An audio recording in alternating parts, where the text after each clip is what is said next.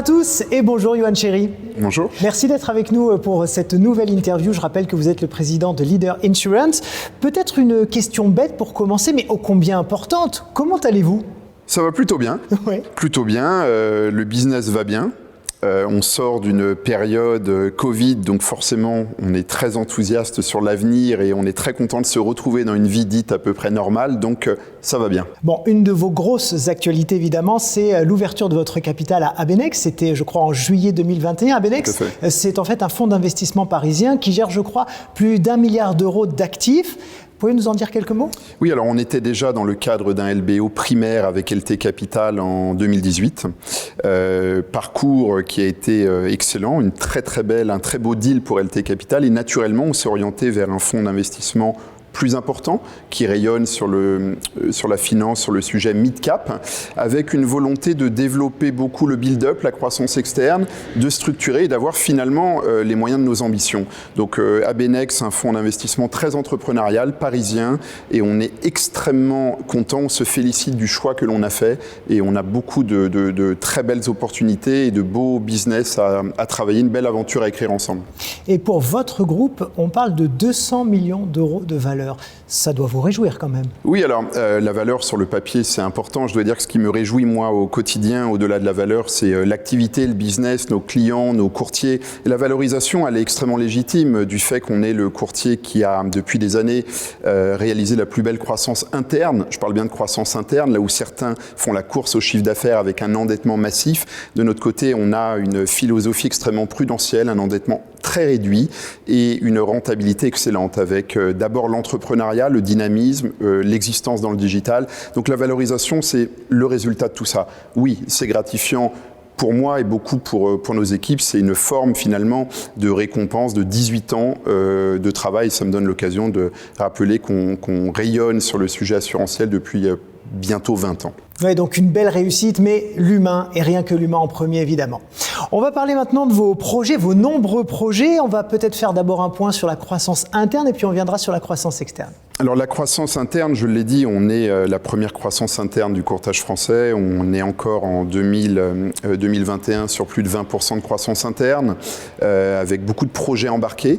Ça a été ralenti uniquement parce qu'on est passé justement par une étape importante de LBO. C'est très chronophage, un LBO, et pour les managers, et pour moi, et pour le groupe. On en est sorti de manière avec une très belle réussite. Donc on se remet dans le business, on sera plus de 20% de croissance interne et beaucoup de pépites dans les tiroirs que l'on va sortir entre maintenant et la fin 2021 et sur le premier semestre 2022. Je parle finalement là des nouveaux produits, des nouvelles branches d'activité. On a annoncé récemment dans la presse le lancement de Leader Safe, notre marque en assurance prévoyance. Alors que je le rappelle, nous étions très présents en entreprise, moins en assurance de personnes. Ça va nous donner beaucoup de croissance également sur des branches qu'on ne connaissait pas. Donc un nouveau terrain de jeu finalement. Donc voilà, les voyants sont au vert et beaucoup d'appétit et d'appétence pour de nouveaux secteurs. Bon, Yoann, on vous connaît, nos téléspectateurs aussi, vous n'êtes pas homme à langue de bois. Alors on va continuer. Vous avez été quelque peu égratigné il y a quelque temps par la presse. Est-ce que vous pouvez nous raconter ce qui s'est passé concrètement ? Oui, alors je crois qu'on mesure finalement le succès d'un groupe à son nombre de détracteurs. Et je me félicite déjà de l'avancée de notre groupe. Et on a en effet quelques détracteurs qui sont les mêmes depuis quelques années. On était critiqués sur le fait qu'on travaillait avec un assureur étranger qui intervenait en France en libre prestation de services. Cet assureur est franco-français. On peut difficilement faire un meilleur résultat qu'amener sur le territoire français, régulé par l'autorité de contrôle français, cet assureur. Et malgré tout, certains concurrents, j'imagine, en mal d'affaires nouvelles ou avec un peu trop de temps libre, se sont dispersés dans ce dénigrement. Ça a été repris par des journalistes peu scrupuleux qui n'ont pas fait les vérifications nécessaires. J'ai envie de dire que j'ai de la hauteur par rapport à ça. On reçoit évidemment des messages de soutien et de fidélité de nos courtiers. on est en croissance plus que jamais. Ces gens-là font parler de nous et dans le bon sens du terme. Les gens, ça fait 10 ans que ça dure. Je crois qu'on embête, on dérange, mais en respectant les règles. Vous savez, le seul courrier que je lis, c'est celui qui vient de l'organe de contrôle, parce que je fais en sorte d'avoir de bonnes relations et de respecter les règles. Celui qui vient de détracteurs, de concurrents en lettres anonymes me passionne moins. Donc je le prends avec la hauteur nécessaire. Et puis finalement, on ne se disperse pas, on reste dans notre travail du quotidien, au service de nos clients, au service de nos apporteurs d'affaires, et on a déjà suffisamment de travail comme ça.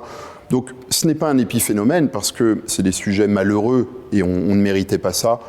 Une fois qu'on a dit ça, c'est derrière nous, et je crois que personne n'est dupe. Ouais. Bon, on va se concentrer sur le positif et sur l'avenir. Parlez-nous de ce qui attend votre groupe, justement, dans les mois et semaines qui viennent. Alors, je vous disais qu'on avait une forte croissance interne et on ne veut pas se priver d'exister sur le build-up et la croissance externe. Voilà ici la raison même de l'arrivée d'Abenex qui nous soutient financièrement, mais également dans cette capacité structurelle à digérer et à ingérer de la croissance externe. L'acquisition d'un cabinet de courtage nécessite une adéquation culturelle entre la cible et notre groupe existant, la force d'équipe, l'écriture d'une histoire, le projet industriel, le lien stratégique. Donc on a de très belles pistes de réflexion, un deal qu'on va pouvoir annoncer prochainement, et puis on est sur 2-3 dossiers très sérieux qu'on devrait closer avant la fin de l'année. Donc c'est extrêmement important, c'est nouveau pour nous, et c'est ça qui fait la richesse d'une société entrepreneuriale. On a l'agilité de passer d'un modèle croissance interne, organique, à un modèle croissance externe. J'aborde ça avec beaucoup d'excitation finalement. C'est un accélérateur de croissance. J'ai annoncé que l'on doublerait notre chiffre d'affaires dans les 5 prochaines années. Voilà ici un enjeu de réussir la croissance externe. Donc on va se concentrer beaucoup sur ça, sans oublier de maintenir notre croissance historique interne et aller au rendez-vous au moment où je vous parle. Une question quand même, pourquoi vos courtiers vous sont si fidèles alors même qu'on sait qu'il existe beaucoup d'offres sur le terrain? Qu'est-ce qui fait votre petit plus? Je dis souvent que on parle le même langage. On est courtier nous-mêmes dans nos filiales Leader Assurance. Donc dans nos filiales grossistes, finalement, on sait ce qu'est un courtier, on sait ce qu'est un client. Ça paraît bête à dire, mais dans certains salons parisiens feutrés, on est loin de tout ça. On est resté des commerçants. On sait la problématique de vendre une garantie, on sait la problématique d'explication à un client, la problématique de la compliance, de RGPD, de la CNIL, de la DDA. Et comme on vit ça au quotidien, on échange, je crois, avec une relation de proximité. C'est extrêmement apprécié. Je crois que la force de notre groupe, c'est que nos équipes ont l'humilité nécessaire, ont l'oreille et l'écoute du quotidien et on a tout simplement des relations saines. J'invite les quelques courtiers qui ne travaillent pas avec nous à venir goûter le business avec nous. Et finalement, notre volonté, c'est qu'ils développent leur business. Nous sommes des entrepreneurs avant d'être des assureurs. Et je crois que c'est une bonne réponse à votre question parce que tous les jours, on mesure à quel point c'est important. Allez, peut-être un petit mot pour conclure. Écoutez, ça fait bientôt 20 ans qu'on existe. On a des installations dans des très beaux bureaux parisiens prochainement. On va renforcer encore notre direction opérationnelle. On a, j'en ai touché un petit mot, le développement sur la branche d'assurance de personnes où nous n'étions pas présents. On est encore sur le développement d'implantation de points de vente. La croissance externe, on a 10 000 sujets, on les prend un par un, dans la rigueur, la pérennité, la stabilité, parce que la bonne nouvelle, c'est que nous n'avons pas besoin de grossir. Nous grossissons parce que le caractère opportun et notre dynamisme nous amènent à cela, mais c'est extrêmement important de le faire piano, pas après pas, jour après jour, et c'est notre démarche depuis 20 ans, ça ne changera pas. Merci beaucoup, Johan Chéry. Merci à vous. Et merci à vous tous de nous avoir suivis. Je vous donne rendez-vous très bientôt pour de nouvelles interviews.